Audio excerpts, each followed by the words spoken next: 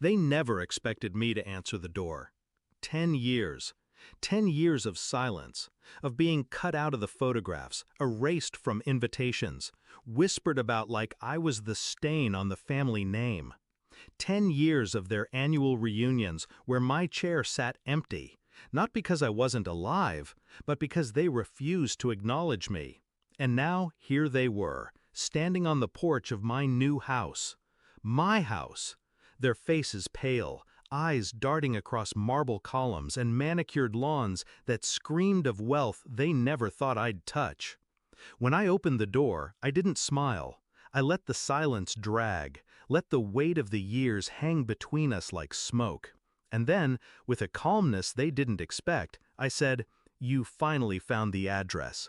Too bad it's no longer yours to enter." Backstory. I wasn't always the outsider.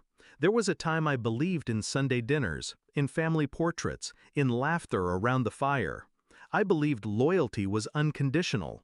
But loyalty in my family was transactional. My brother, the golden child, bought it with obedience. My cousins, with flattery. Me? I had the audacity to dream differently, to build a life outside the mold they pressed on everyone else. And for that, I was branded the problem. The final blow came a decade ago, a summer I'll never forget. I drove 3 hours to the lake house for our annual reunion, a tradition, a promise. But when I arrived, the gate was locked. Laughter floated from inside, faint but clear. I dialed their numbers, no answer. It wasn't a mistake, it was a message. We don't want you here. Discovery of betrayal. The photos went up on social media the next day. Everyone smiling on the dock. Everyone except me. My name wasn't tagged. My presence wasn't mentioned. It was as if I'd never existed. That was when the pattern became undeniable. The birthdays without calls, the weddings without invitations, the group chats I was mysteriously left out of.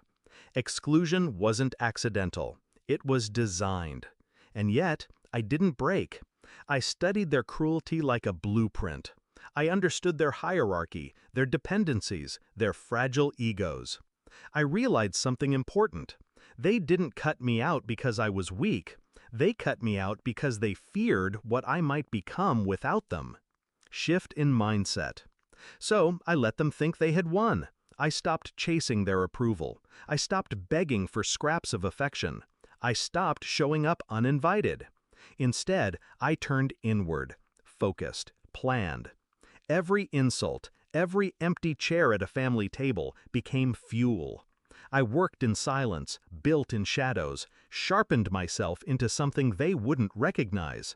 I didn't just climb, I built my own staircase, brick by brick, dollar by dollar. They didn't see it happening because they never looked my way. Execution of the plan. Years passed, and so did opportunities. I took the jobs no one in my family believed in. I invested when they laughed at me. I worked when they drank. I listened when they bragged. And slowly, quietly, my life shifted. The turning point came when I bought the house. Not just any house, the house. The estate on the hill, the one my uncle used to point at during drives saying, "Now that's real money. That's the kind of place our family deserves." Except it wasn't theirs. It was mine. I didn't announce it, didn't boast. I waited. Because revenge isn't served with shouting. It's served with silence and timing. Climax and confrontation.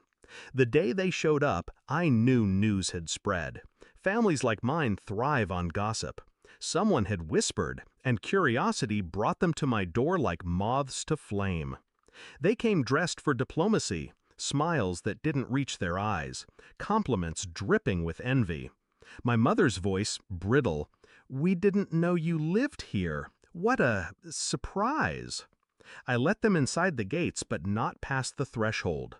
Let them taste the distance, the glass between us. Then I said it, calm, deliberate, every word a blade. You didn't want me at your table for 10 years. This house, this life, it's my table now. And there's no seat left for any of you." Their faces collapsed. My brother's smirk faltered. My mother's eyes welled.